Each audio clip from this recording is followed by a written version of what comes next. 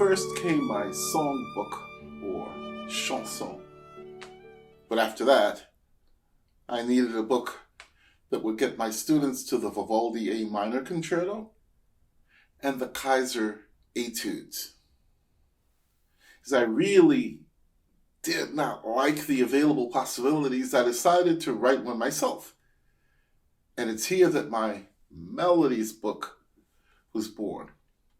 Oh yes, why did I call them Melodies and not etudes? Well, let's just say I liked what Mr. Lay might have called trickery. So my melodies were written over the span of a year on the train from Fontainebleau to Levallois-Perret in France. I reviewed the Vivaldi concerto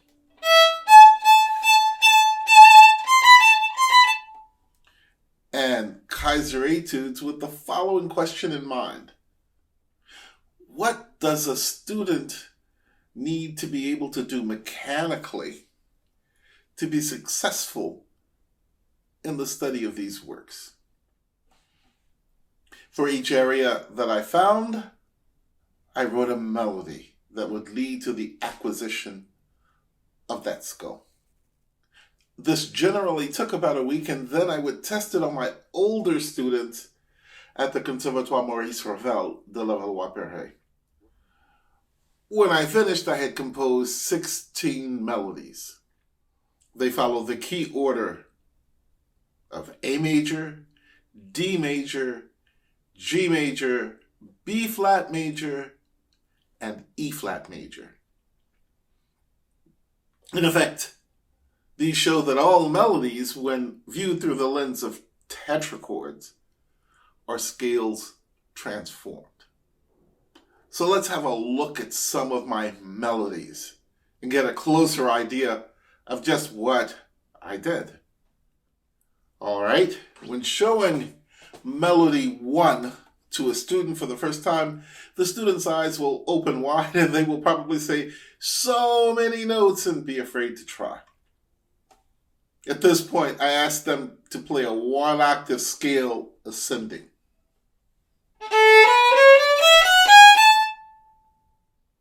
Then I ask them to play a 1-octave scale A major descending.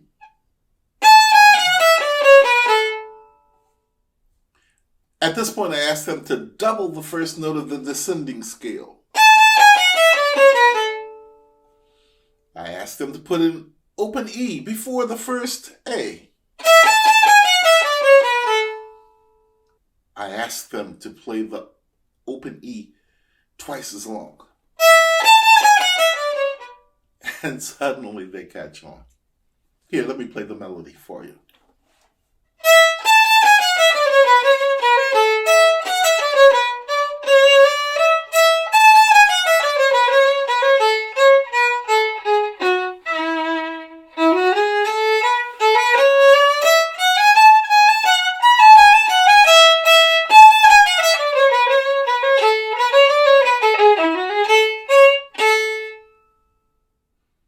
That's my first melody. So you see, the first part of the phrase of the melody is a scale.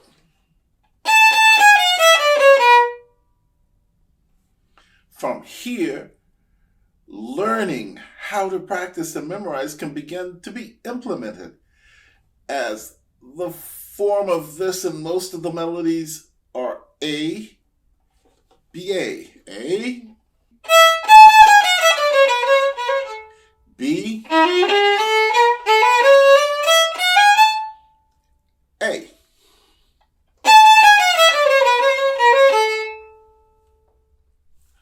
With this, you can begin to explain what a phrase is, and at the same time show them the recurrence of the first theme in the second A section. They will then begin to understand that they only have to practice the A section.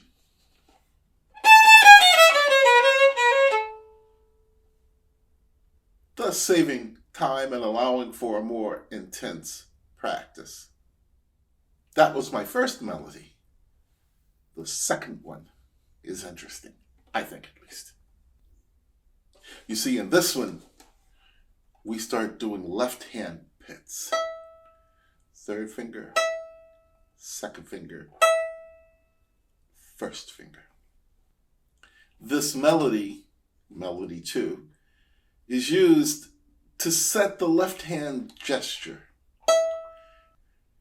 Fingers moving from the string by using left-hand pizzicato. In the music, the left-hand pizzicato is of course indicated by a cross above the note. The amount of power needed to do this is small. The student needs to place his finger on the left side of the string and pull the finger back into his hand. Here, have a look.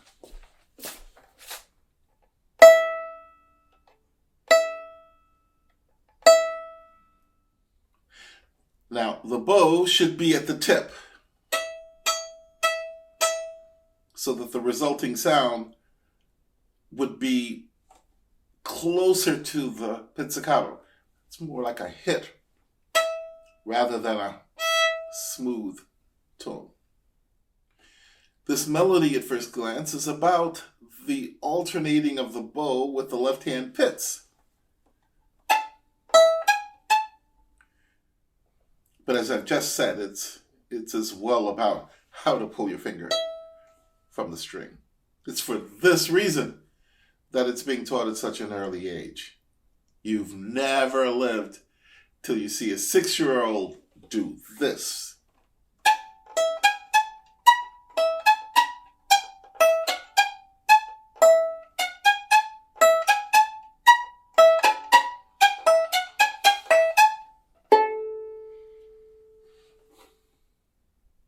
Looking at melody 6, the use of the martelé stroke at the tip is used to aid in the development of better eye to left-hand coordination. It aids in the recognition that the left-hand finger should be placed on the string before the actual movement of the bow, before the initiation of the stroke. Here, have a listen.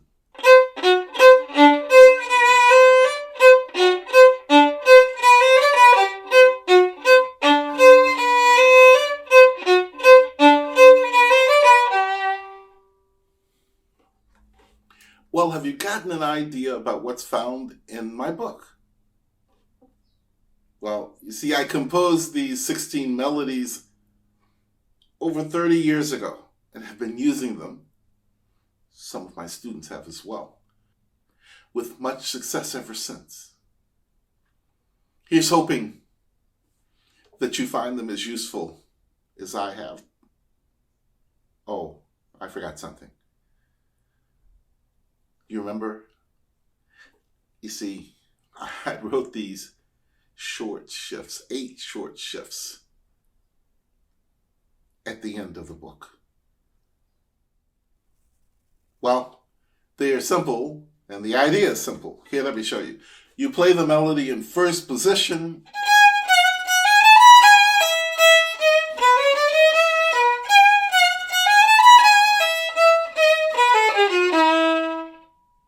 and then you play the fingering that's shown. Same notes, but with a different finger.